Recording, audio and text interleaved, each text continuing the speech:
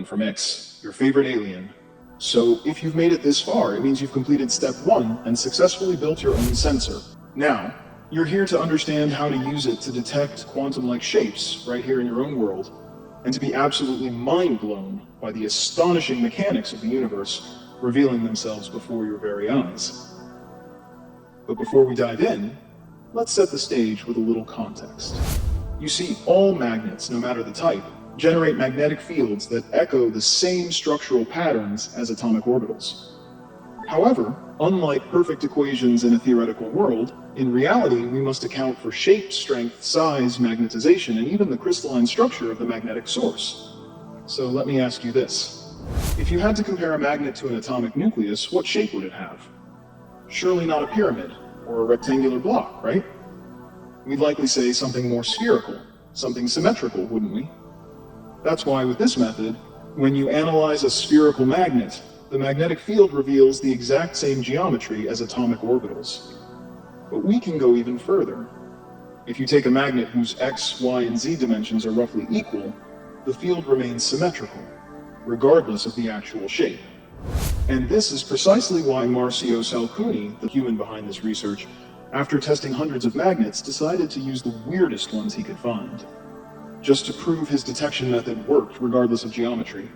Take a look. Custom-cut, asymmetrical, diamond-shaped N52 neodymium magnets. Super powerful, super strange. Because once you learn how to use this method, you'll be able to experiment with standard magnets, but also with these exotic beasts. So without further ado, let's dive into the super simple detection method. Step 2, 2D detection, learning the method. Okay, fellow explorers, if you're just showing this off to friends and want something quick and dirty, you can simply stick a magnet to a sheet of paper and start detecting. Like this. Easy peasy. But if you're ready to take things seriously, Marsio strongly recommends using rulers and set squares to align your sensor precisely. Why? Because the angle of detection is the real key to unlocking the hidden structure of the field. Don't worry. We'll go over this double-plane instrument in the next video, but even now we'll use it to position the magnets below the detection plane so they won't get in your way. Attach your sensor to a ruler so you can use the set squares for guidance, and remember, the face of the sensor must always be perpendicular to the detection plane, forming a perfect 90-degree angle. In this setup, we'll be building a magnetic field mapping board using vertical detection, meaning detection that is parallel to the axis of magnetization. So place your sensor gently onto the sheet of paper, and remember, you can move it up and down, or left and right, but you must never change the angle you've chosen relative to the magnet. In other words, the sensor's direction must remain perfectly aligned with the magnetization axis of the magnet you're analyzing. And with this method, as you're about to see, you'll be able to capture the classic d-orbital shape, the one with 2 lobes and a donut in the middle. Alright, first things first, you need to identify the polarity of the magnetic bubble you're about to analyze. If the polarity is south, like in this example, then before each detection point, you'll need to reset the sensor using the north pole. Why? Because that way, you'll immediately notice when the polarity changes, and you'll be able to mark the exact point where it happens. You see, when the sensor is in standby mode, meaning when it's outside any magnetic field, it keeps the LED on from the last polarity it detected. So in simpler terms, we're reconstructing the precise perimeter of the magnetic field by connecting multiple polarity switch points, just like you're seeing here. Now, how do you reset the sensor quickly and easily to the opposite polarity? Just use the opposite pole of the very same magnet you're analyzing, like this. So really, it all comes down to a simple rhythm. Mark the point. Reset the sensor. Repeat. That's it.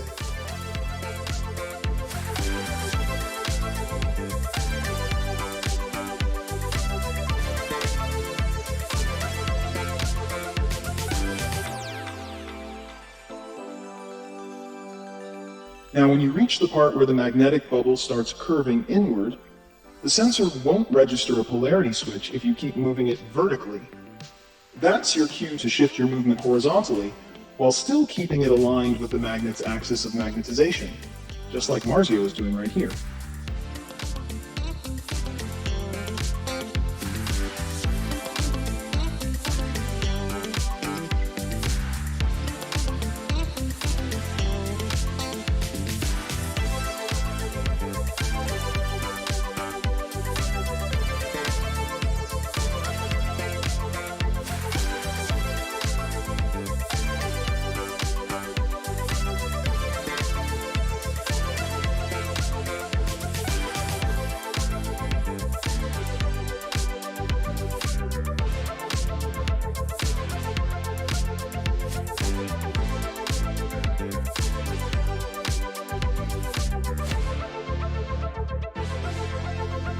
Now start by detecting the lateral inverted polarity bubble, which in 3D will become the classic donut shape.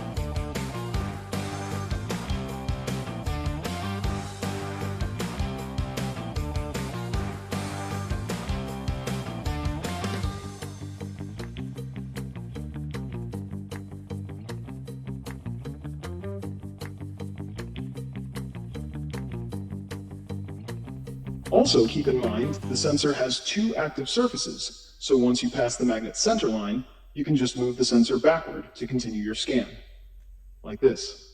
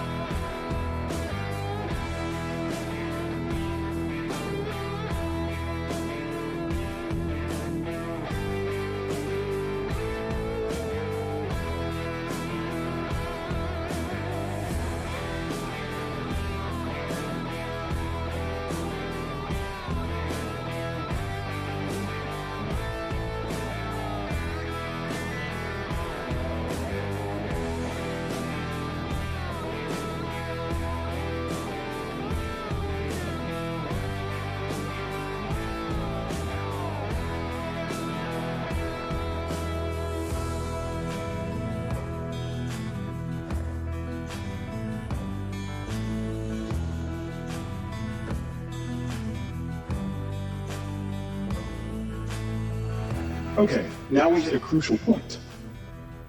It's important to know that a vertical scan from north to south is not the same as one from south to north.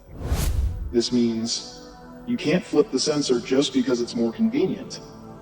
Doing so would alter the field's metrics. You might end up with a bigger donut and smaller lobes, even though the overall shape seems similar. So if you start scanning from north to south, you'll have to continue in that same direction, even after passing the center line. As you can see, Marsio used a flexible ruler to hold the sensor, allowing him to bend it and still rely on the set squares for alignment. The double plane tool was a bit small in this case, but you're free to invent your own solution. And there you have it. That's the method. Pretty simple, right? Now keep scanning, slowly and methodically. The more data points you collect, the sharper and more accurate your image will be.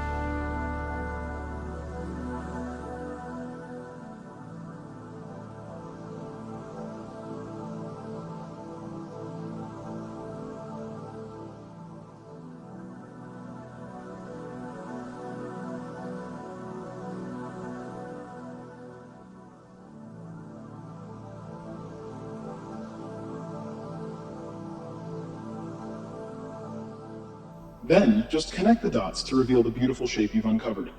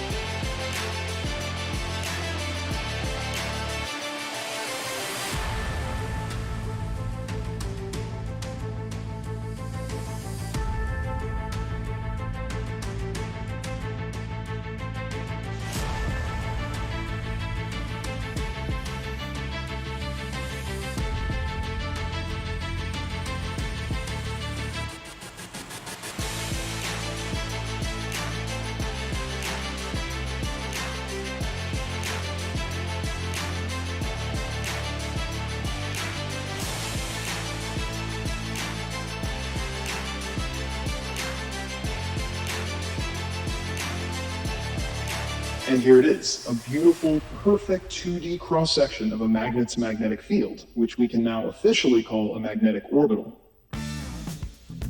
Oh, and let me add this. If you analyze the same magnet perpendicular to its magnetization axis, you'll get a different kind of d orbital. And if you perform a full 360-degree detection, you'll get a p orbital. So we're finally beginning to see with our own eyes what it means to bring the rules of the quantum world into the real one. Isn't that just incredibly cool? If you'd like to see more videos like this one, let us know in the comments. And if you've got questions or just weird curiosity buzzing in your brain, drop them below. It'll be a pleasure to answer you. And now, we're ready for the final step. Coming in the next video, how to build these shapes in 3D and get totally blown away by the beauty of science, and more importantly, the raw magnificence of nature all around us. It's been a pleasure spending time with you. Greetings to all humans from X, your favorite alien.